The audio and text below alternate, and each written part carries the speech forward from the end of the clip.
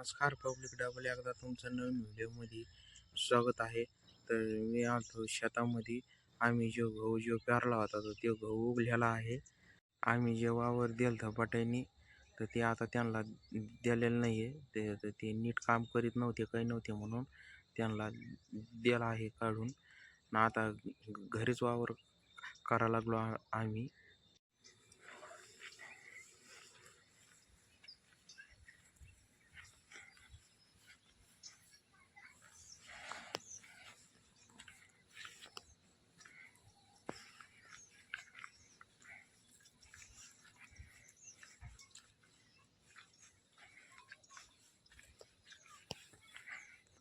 तर ह्या आहे तुरीच्या शेंगा आम्ही मागच न्याल्या होत्या घरी खायसाठी. उकडून लय भारी लागत त्या घरी खायला.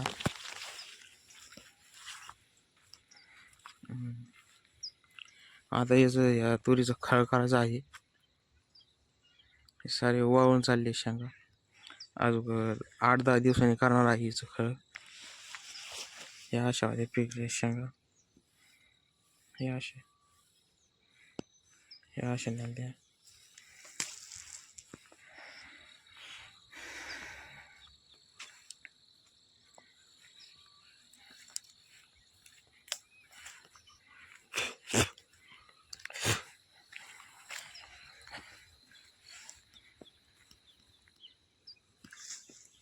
हाय हाय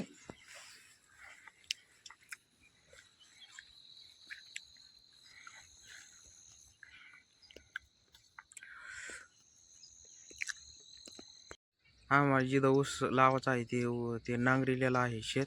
आणि नंतर तिथं रोटा मारायचा. रोटा मारल्यानंतर तिथं सरी पाडायची. मग तिथं ऊस लावायचा.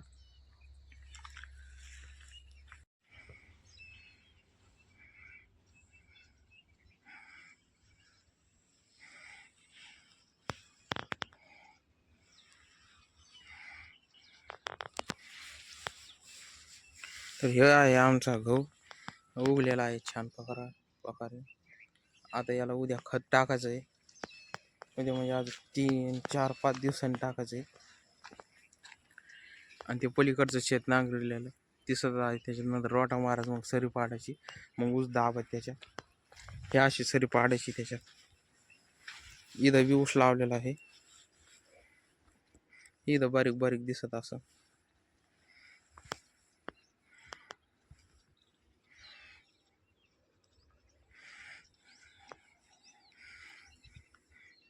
गहू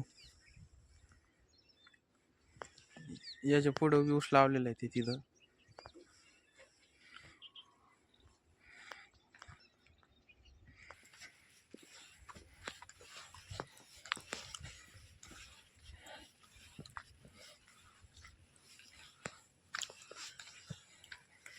हे इकडं नांगरलेलं आहे.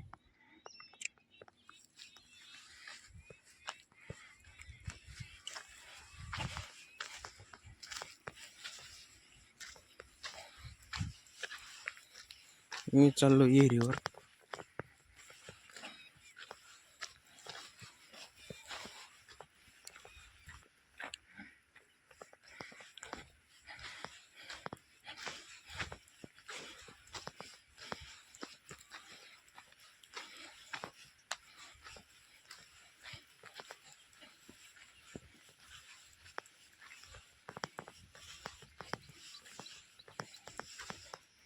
इकडे एक गहू लावलेला आहे. म्हणजे लावलेला म्हणजे पेरलेला आहे. इकडं चांगला उगलेला आहे. इकडचा बी ह्यो आणि आमच्यावाला संगच पेरला होता गहू.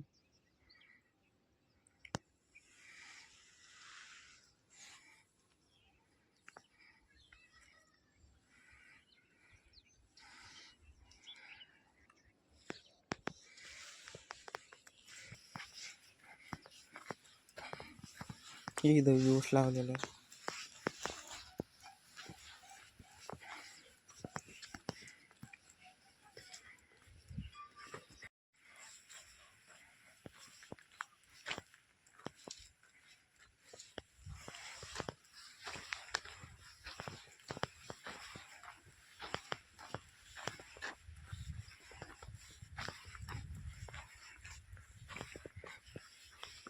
तरी इथं बिन्नी गावात लावायचं आहे गाईला खायला. हे इथं म्हणतात ते तिथलं.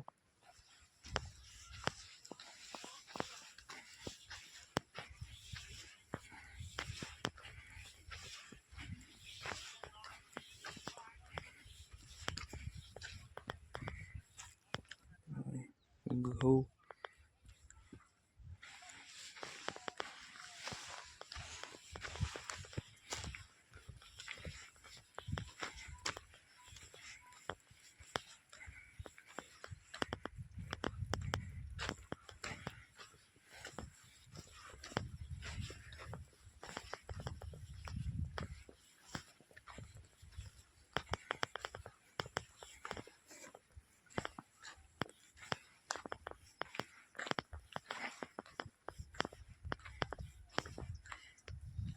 ही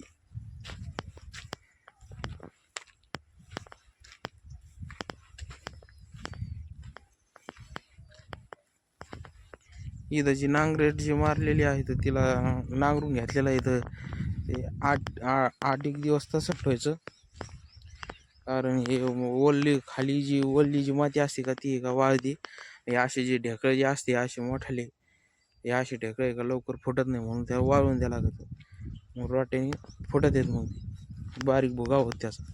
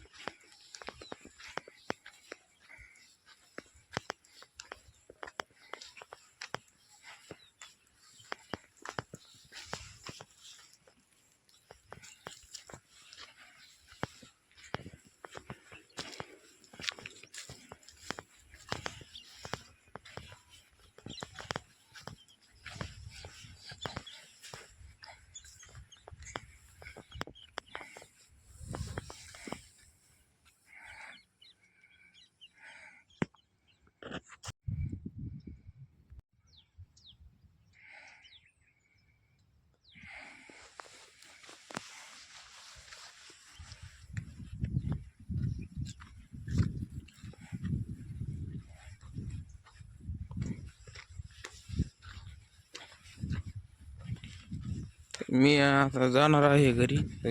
ते एक कार्यक्रम आहे तिकडं जायचं आहे मला.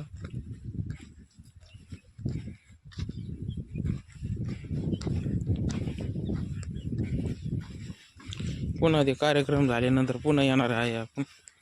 मी येणार आहे 3-4 वाजता.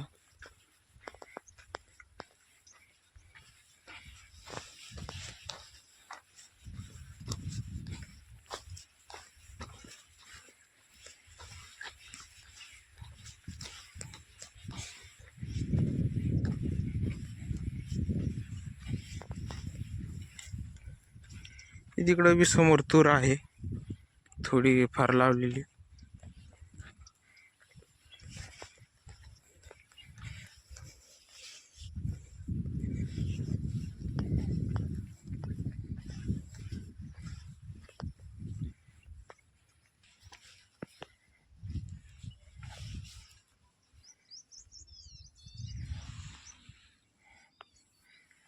हे एक गहू चांगला उगलेला आहे.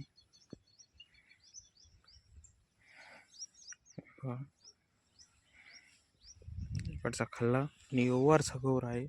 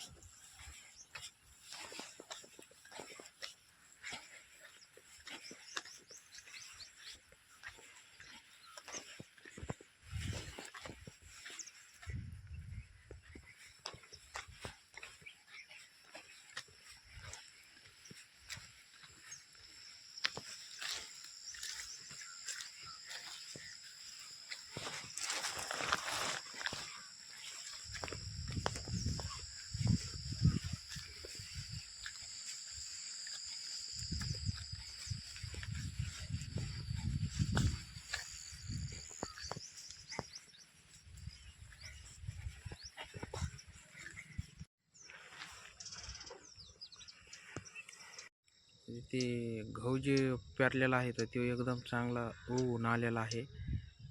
तर मी आता या ब्लॉगला एंड करतो. तर बाय मित्रांनो, भेटूया आता आपण पुढल्या ब्लॉगमध्ये.